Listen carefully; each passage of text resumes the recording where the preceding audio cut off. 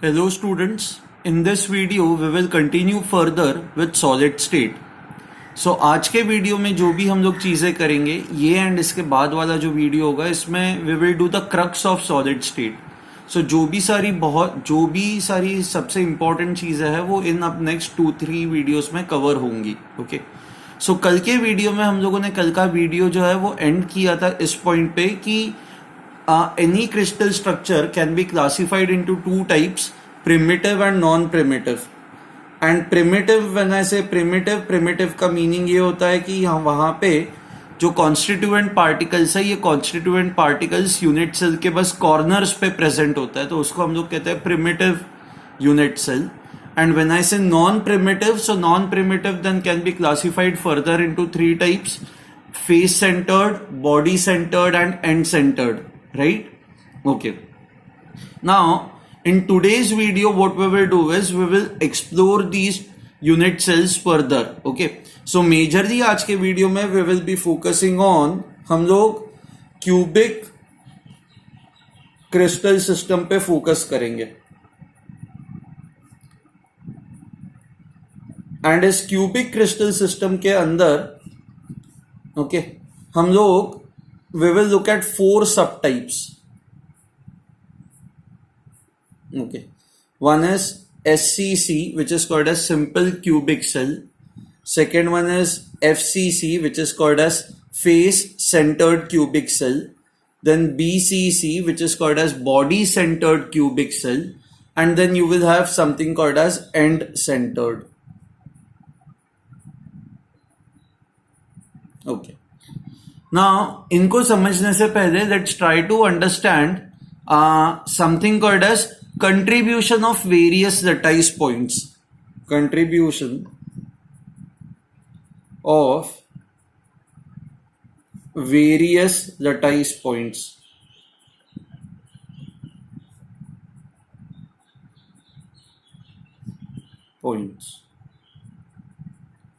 Okay. Now, what do we mean by contribution of various lattice points? Now, ये चीज को समझने के लिए we'll just see कि how are crystal structures produced. See, crystal structure is nothing but it is made from a unit cell. आप बहुत सारे ऐसे unit cells को जोड़ते जाओ तो what you will get is a large crystal, एक बड़ा सा crystal आपको मिल जाएगा. So, किसी भी crystal structure को समझने के लिए हमें unit cell को समझना जरूरी है. Okay. ना किसी भी क्रिस्टल स्ट्रक्चर के अंदर एक ही यूनिट सेल होगा ऐसा नहीं है ना. मतलब एक यूनिट सेल से कोई भी क्रिस्टल नहीं बनता. बहुत सारे यूनिट सेल्स को जब आप इकट्ठा करते हो तब जाके आपको एक क्रिस्टल मिलता है. Then a crystal is produced. Okay so imagine you have a cube. Okay ये एक छोटा सा क्यूब है.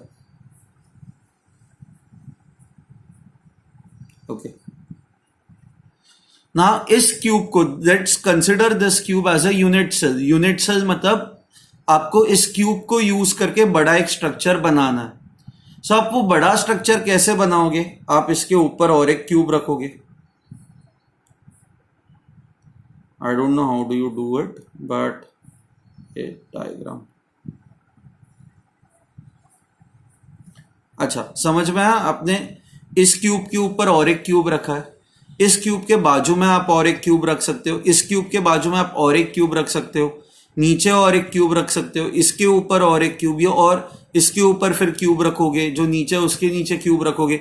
सो ऐसे सारे डायरेक्शंस में जब आप एक्सपांड करोगे तब जाके आपको एक बड़ा क्रिस्टल स्ट्रक्चर मिलेगा.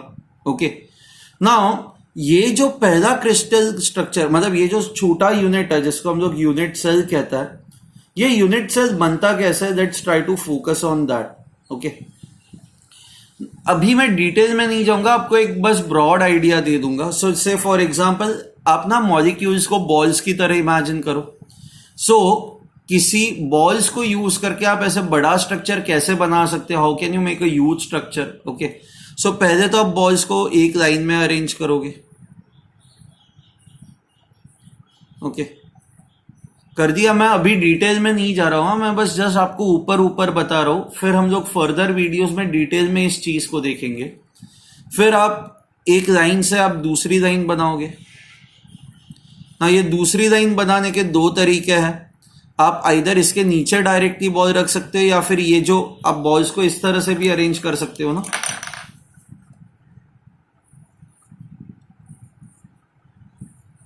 आपको इस अरेंजमेंट में और इस अरेंजमेंट में डिफरेंस दिखाई दिया। यहां पे जो बॉल्स हमने अरेंज किए हैं वो पहले दो बॉल्स के डिप्रेशन में, ये जो गैप है उस गैप में हमने बॉल्स रखे हुए हैं। एंड ये जो लाइन है, ये लाइन हमने कैसे अरेंज की है, इस बॉल के एग्जैक्टली नीचे बॉल रखा है, इस बॉल के नीचे एग्जैक्टली नीचे बॉल रखा है। So one dimension, when you arrange balls in one line, that is basically one dimension. One dimension से टू डायमेंशन पे जब आप जाते हो तो आपके पास दो पॉसिबिलिटीज आ जाती है। Now when we talk of three dimensions मतलब मान लो एक ये लेयर बन जाती है बॉल्स की, इसके ऊपर आप और एक लेयर रखोगे, उसके ऊपर आप और एक लेयर रखोगे, तो इस तरह से आप लेयर रखते जाओगे। ओके, तो एक्चुअली जो भी आपका यूनिट सेल है वो यूनिट सेल कैसे बनता है, इन बॉल्स को यूज करके ही आपका यूनिट सेल बनता है। ओके, सो इमेजिन करो, so try to imagine this is first line, मान लो ये आपकी सेकेंड लाइन है एग्जैक्टली फर्स्ट लाइन के नीचे। ओके, ये ऐसी। ओके, नाउ इनके ऊपर जो है वो आप और एक लेयर रख रहे हो, ये तो आपकी बेस लेयर हो गई, इसके एग्जैक्टली ऊपर आप और एक लेयर रख रहे हो, तो इस तरह से।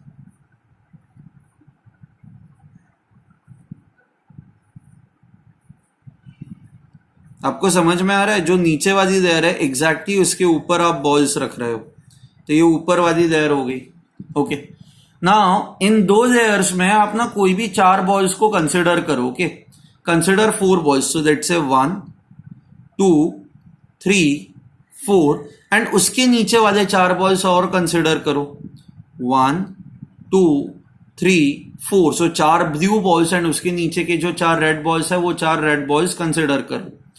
सो चार ब्लू बॉल्स को अगर जब आप ज्वाइन करोगे तो आपको इस तरह से एक स्क्वायर मिलेगा, एंड नीचे वाले जो चार रेड बॉल्स है उनके सेंटर्स को आप ज्वाइन करोगे तो भी आपको एक स्क्वायर मिलेगा। अब इन दोनों स्क्वायर्स को अगर जो आप ज्वाइन करते हो, सो लेट मी ड्रॉ दिस, ये ऊपर वाला मान लो स्क्वायर है, एंड इसके नीचे जो चार रेड बॉल्स है उनको आप ज्वाइन करोगे तो भी आपको एक ये इस तरह से स्क्वायर मिलेगा। एंड अगर जो आप इनको आप ज्वाइन करते हो, ओके, सो ऊपर वाले बॉल्स के चार सेंटर्स एंड नीचे वाले बॉल्स के चार सेंटर्स को आप ज्वाइन करते हो तो आपको इस तरह से क्यूब मिलेगा, right, you will get a cube. ठीक है, तो when I say a unit cell is nothing but it is formed by joining the centres of the molecules और सेंटर्स ऑफ द एटम्स। तो जैसे यहां पे हमने क्या किया है, चार ऊपर वाले एटम्स लिए, चार नीचे वाले एटम्स लिए, इनके सेंटर्स को हमने ज्वाइन किया है। सो ऊपर वाले चार सेंटर्स और नीचे वाले चार सेंटर्स, तो ये ऊपर वाले चार सेंटर्स है। सो इस तरह से ये यूनिट सेल बनता है। ओके, आप ये 1 2 3 4 5 6 7 8 इन चार एटम्स के सेंटर्स को हमने ज्वाइन किया और हमें क्यूब मिला, that becomes our one unit cell. Okay, अब इस तरह से बहुत सारे यूनिट सेल्स बन सकते हैं ना, 1 2 3 4, ये चार को आप ज्वाइन करो एंड इनके नीचे वाले जो चार है उनको ज्वाइन करो, तो उनको ज्वाइन करोगे तो आपको जो नया यूनिट सेल मिलेगा वो ऐसा कुछ होगा।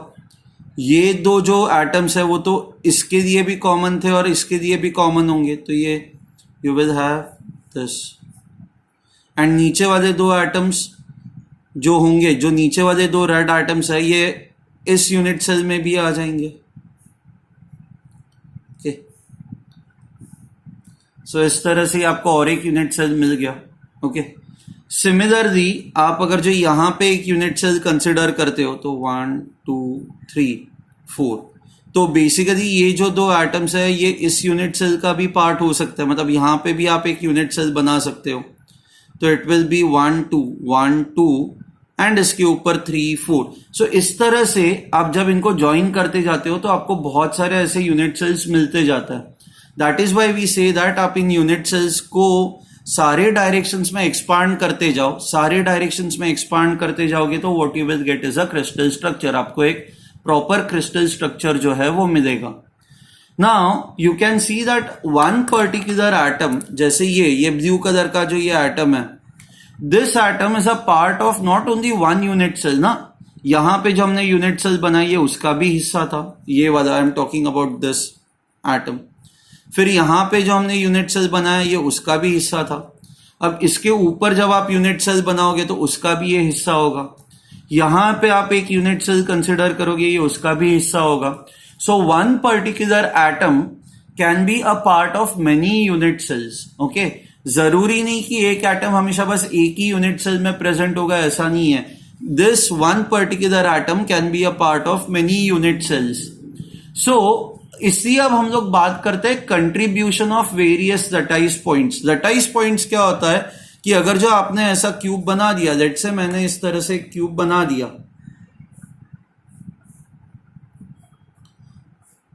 तो ये क्यूब बना कैसे है? ऐसा जैसा कोई क्यूब प्रेजेंट था नहीं ना, ये क्यूब बना कैसे है? क्योंकि ये एटम्स थे, ये सारे कॉर्नर्स पे 1 2 3 4 5 6 7 8, इन सारे कॉर्नर्स पे एटम्स प्रेजेंट थे।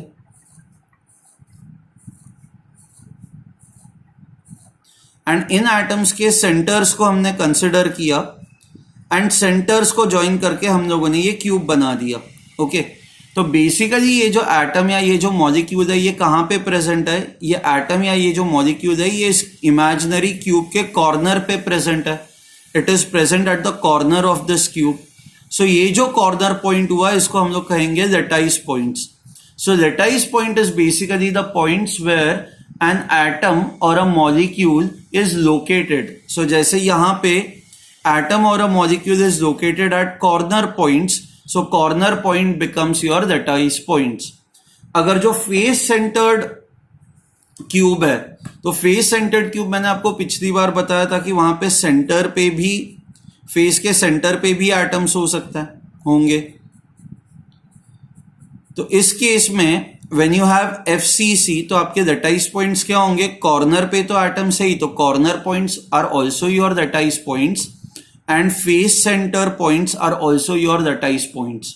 ओके, सो यहां पे पीछे भी एक फेस है एंड आगे भी एक फेस है। समझ में आ रहा है आपको? सो लेटाइस पॉइंट्स कैसे डिफाइन करता है? These are basically the positions in crystal system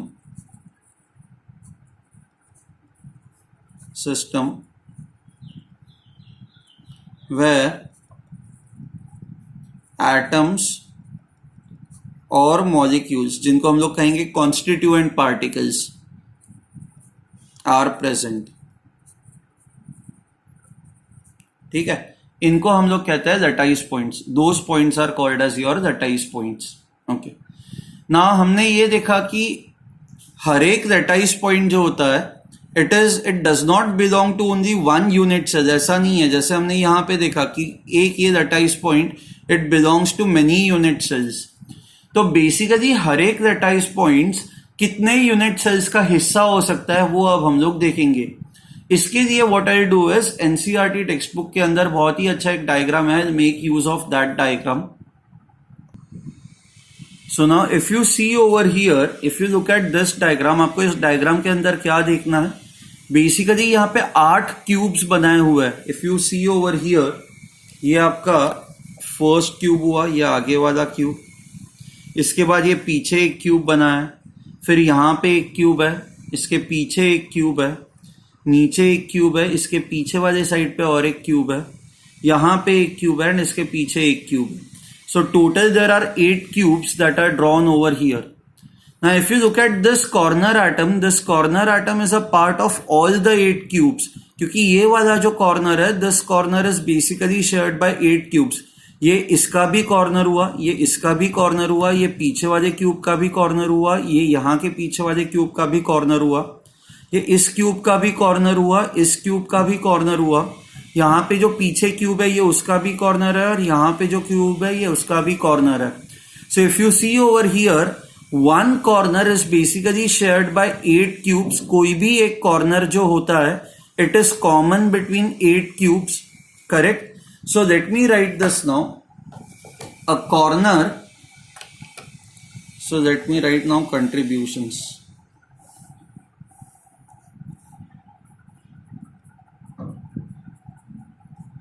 contributions. Okay, so corner is shared by 8 cubes. A corner is shared by 8 cubes. Okay, so whenever a atom is present at the corner, तो उसका 1/8 part ही किसी एक cube में present होगा. Correct. यहां पे जो atom है, जो ये कॉर्नर पे एटम प्रेजेंट है, this atom which is present at this corner, it is belonging to all 8 cubes ना. सारे 8 क्यूब्स में ये बिलोंग करता है. तो इट्स एज गुड एज कि आपने इस एटम को 8 इक्वल पार्ट्स में, इस मॉलिक्यूल को 8 इक्वल पार्ट्स में ब्रेक किया है, एंड हर एक क्यूब के अंदर उसका 1/8 पार्ट प्रेजेंट होगा. So what it means is whenever any atom is present at the corner, okay, उसका कंट्रीब्यूशन किसी भी एक यूनिट सेल के अंदर उसका जो कंट्रीब्यूशन होता है that is 1/8. So therefore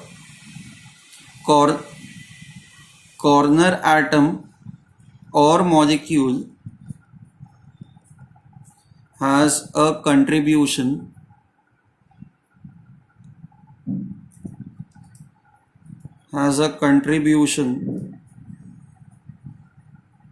of 1/8. Okay, क्योंकि उसका 1/8 पार्ट ही किसी भी क्यूब के अंदर प्रेजेंट होता है. Okay, now similarly, now if you consider these two unit cells, okay, now इन दोनों यूनिट सेल्स के बीच में ये जो फेस है ये कॉमन है ना. It is common between both the unit cells. So I can say that यहां पे the face is shared by 2 unit cells. So I can always say this face of a cube, that is unit cell, is always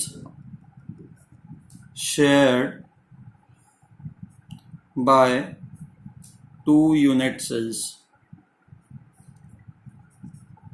जैसा आप यहां पे भी देखोगे तो यहां पे ये वाला जो फेस है, ये नीचे वाले क्यूब के लिए अपर फेस हुआ, ये ऊपर वाले क्यूब के लिए ये लोअर फेस हुआ. सो कोई भी किसी भी क्रिस्टल स्ट्रक्चर के अंदर जो एक फेस होता है that is always shared by 2 unit cells. It is always shared by 2 unit sales.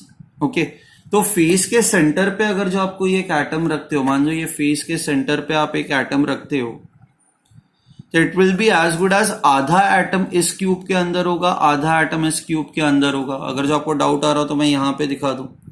If I keep an atom over here, half part of this atom or molecule will be in the upper cube, half part of this particle will be in the lower cube. So I can say therefore face centered atom,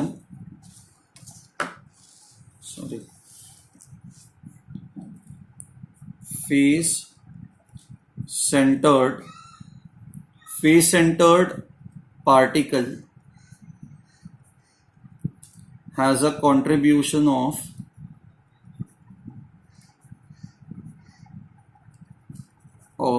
1/2. Okay, similarly, so ये corner atoms का contribution 1/8 होता है. Face के centre पे अगर जो कोई atom हुआ तो उसका कंट्रीब्यूशन 1/2 होता है. अच्छा, मान लो किसी क्यूब के सेंटर में, बॉडी के सेंटर में कोई एटम प्रेजेंट है. सो जैसे फॉर एग्जांपल ये आपका जो क्यूब हुआ या ये क्यूब हुआ, इस क्यूब के सेंटर पे मान लो आपने एक एटम रख दिया. यू कैन सी दैट ये एंटायर एटम जो है वो इसी यूनिट सेल के बीच में ना, ये किसी और के साथ शेयर तो हो नहीं रहा है. आपको समझ में आ रही है ये चीज? इसका कोई भी पार्ट ऐसा नहीं है कि आधा एटम इस क्यूब के अंदर है और आधा एटम ऊपर वाले क्यूब के अंदर है, ऐसा है ही नहीं. सो व्हेनेवर अ एटम और particle is present at the body centre, then it will entirely be inside 1 unit cell. वो किसी और यूनिट सेल के साथ शेयर नहीं होगा. सो आई कैन से, अच्छा, particle at the body centre,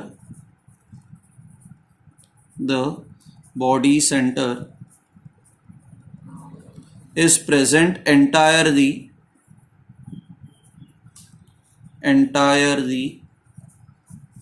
inside one unit cell, and because it is present entirely inside one unit cell, therefore it has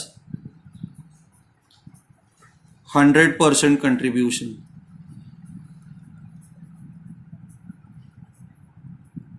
okay fine. उसके बाद ना लेट्स टॉक अबाउट एज. अगर जो as पे कोई atom हुआ तो वो कितने यूनिट सेल्स, उसका कंट्रीब्यूशन कितना होगा. ना एज का मीनिंग ये होता है कोई भी जो लाइन होती है उस लाइन को हम लोग कहता है एज. कैन यू गेस कि किसी भी एज का कंट्रीब्यूशन कितना होगा. ना if you see over here, if you consider this edge, okay, now this edge is already common between these two unit cells. ना आप खुद ही इमेजिन करो, मान लो आपने यहां पे और एक यूनिट सेल ऐसे रख दिया,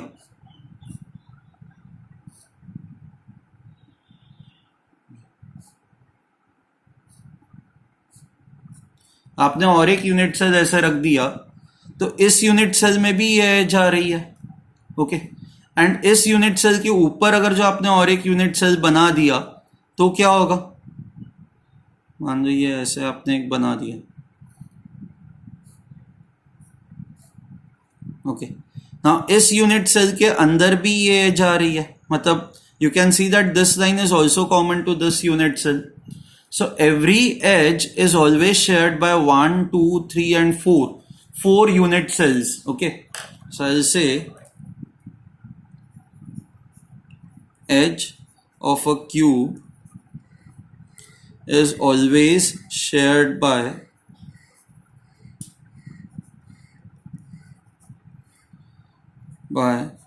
4 cubes. So therefore the contribution of atom, so आप खुद ही इमेजिन करो कि यहां पे अगर जो आपने एक एटम रखा हुआ है तो basically that atom 1/4 part will be present in this cube, 1/4 part will be present in this cube, 1/4 part will be present over here, and 1/4 part will be present over here. So I can say therefore contribution of the particle present at the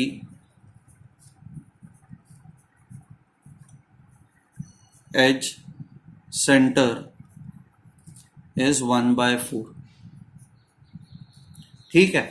सो हर एक lattice point का अब हमें contribution समझ में आ चुका है. Corner points का contribution 1/8 होता है. फेस सेंटर्ड पॉइंट्स का कंट्रीब्यूशन 1/2 होता है. बॉडी सेंटर पे जो एटम होता है उसका कंट्रीब्यूशन 100% होता है. एंड एज के सेंटर पे जो एटम होता है उसका कंट्रीब्यूशन 1/4 होता है. Now once we know this, इसके बाद there are few more things that we will do. Okay, let's say let me draw a cube.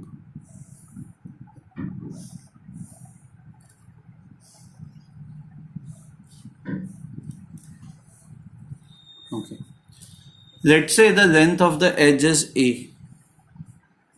So ये edge length हो गई. एंड नॉर्मली हम लोग एज लेंथ के लिए हमेशा ए ये वेरिएबल यूज करेंगे, ए ये सिंबल यूज करेंगे. आर जो होगा, R will always be used to denote the radius of the atom. Okay, now there are 2 diagonals जो हम लोगों ने प्रीवियसली पढ़ी हुई थी. So one diagonal is basically your face diagonal. Face diagonal मतलब आप कोई भी एक फेस कंसिडर करो एंड यहां पे अगर जो आप ये डायगोनल बनाते हो तो इसको हम लोग कहेंगे फेस डायगोनल. ओके, ना ये स्क्वायर है ना, स्क्वायर है, ये 90 डिग्रीज है. This side is a, this side is a. The diagonal of a square has a length, आपको पता है ये लेंथ कितनी है, a√2. करेक्ट, आप पाइथागोरस थ्योरम से भी ये लेंथ निकाल सकते हो. So this becomes the face diagonal. Length of face diagonal is a√2. This is what you have to remember. The length of face diagonal is a√2. Okay. Now we will look at something called as body diagonal. Now when I say body diagonal मतलब दो opposite points को आपको connect करना. Okay, इन दो opposite points को आप connect करोगे. Now what will be the length of this, ये इसकी लेंथ कितनी होगी. सो हमें ये पता है कि दिस इज ए, हमें ये पता है दिस इज a√2. ओके, इन दोनों के बीच में ये जो एंगल है, दिस एंगल इज 90 डिग्रीज. तो आप पाइथागोरस थ्योरम लगा सकते हो ना. So Pythagoras, according to Pythagoras theorem, इसकी जो लेंथ होगी वो लेंथ कितनी होगी. Let me write it over here. Length of body diagonal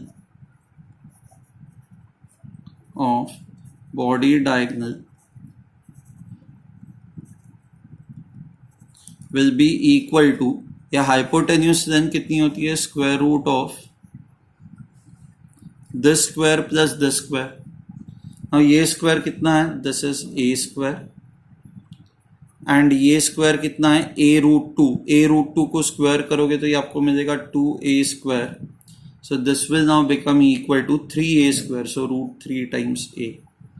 So you have to remember this, that the length of body diagonal is √3 times a. This is body diagonal.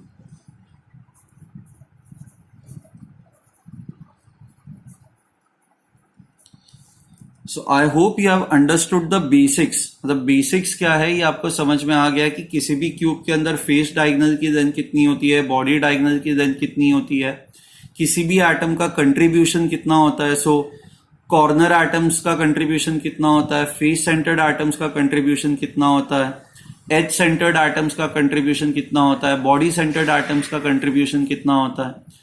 क्योंकि ये सारी चीजें आपको याद रखनी है, क्योंकि अब हम लोग विल मूव अहेड जहां पे हम लोग ये फाइंड आउट करेंगे कि हर एक टाइप ऑफ जो यूनिट्स है, जैसे SCC हुआ, FCC हुआ, BCC हुआ, कोई भी ये क्रिस्टल सिस्टम जो होती है उसके अंदर टोटल कितने एटम्स प्रेजेंट होता है किसी भी यूनिट सेल के अंदर, वो अब हम लोग फाइंड आउट करेंगे. That is what we are going to find out. ठीक है. सो अब हम लोग स्टार्ट करते हैं सिंपल क्यूबिक सेल.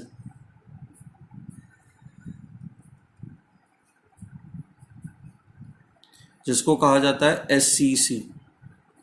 ये प्रिमिटिव क्यूबिक सेल होता है. प्रिमिटिव मतलब बस कॉर्नर पे ही एटम्स प्रेजेंट होता है. Okay, so let me draw it over here.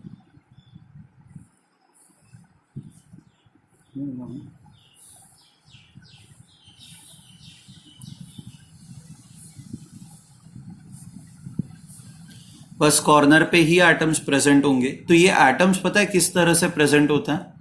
So corner पे जो एटम्स होते हैं, those corner atoms are touching each other. So I just draw one corner, one atom. ये मान लो ये एक कॉर्नर पे एटम हुआ एंड ये और एक कॉर्नर पे एटम हुआ. ओके, सो ये जो कॉर्नर एटम्स है, these corner atoms are touching each other. Okay, similarly यहां पे अगर जो कॉर्नर पे एटम होगा तो वो इसको टच कर रहा होगा, यहां पे जो कॉर्नर पे एटम होगा वो इसको टच कर रहा होगा. Okay, so let's say if the radius of the atom is r, तो यहां पे I can say this is r, this is r. So total radius, total length of this will be r plus r. This becomes equal to 2r. And we know that this is also equal to the edge length. हमारा edge length हम लोग a मानते हैं. So 2r is equal to a. Okay, this is the relationship between the radius of the atom and the edge length. इन दोनों के बीच में ये रिलेशनशिप हो गई. Okay, so I will say corner atoms are touching each other in this case. Atoms are touching each other.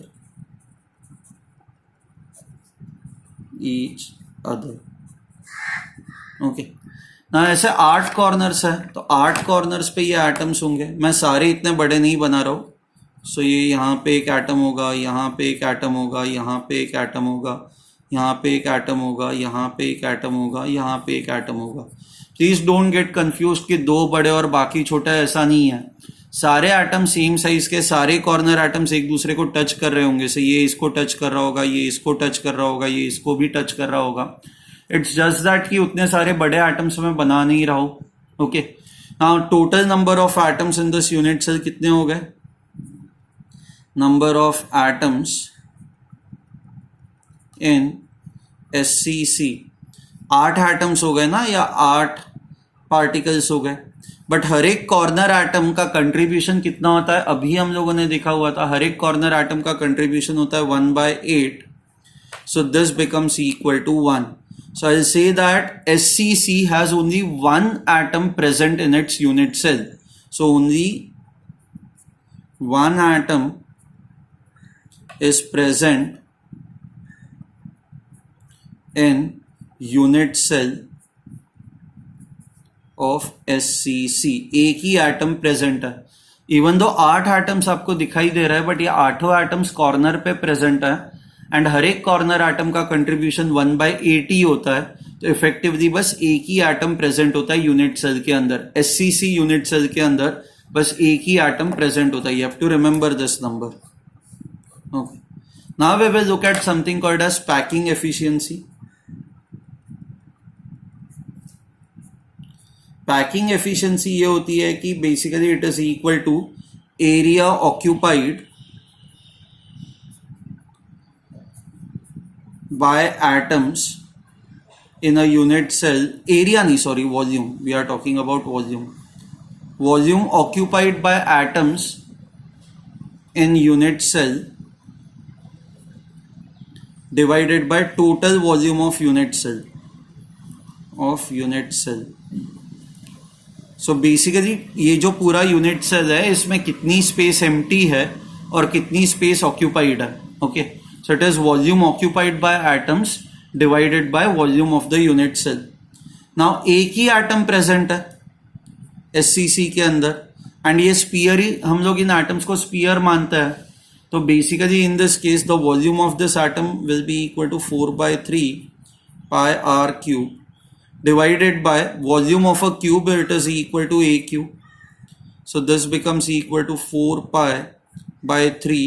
r by a कितना होगा? हमने पता है r by a will be equal to 1/2. So आप 1/2 का cube करोगे तो you'll get this as 1/2 cube. So this becomes equal to 4/3 into 1/8. That is 3.14. 4 1s are 4 2s are divided by 6. So ये roughly 0.52 के आसपास आएगा. So that is 52.4%. So 52.4% space is occupied. So 52.4% space is occupied, rest will be empty. ठीक है.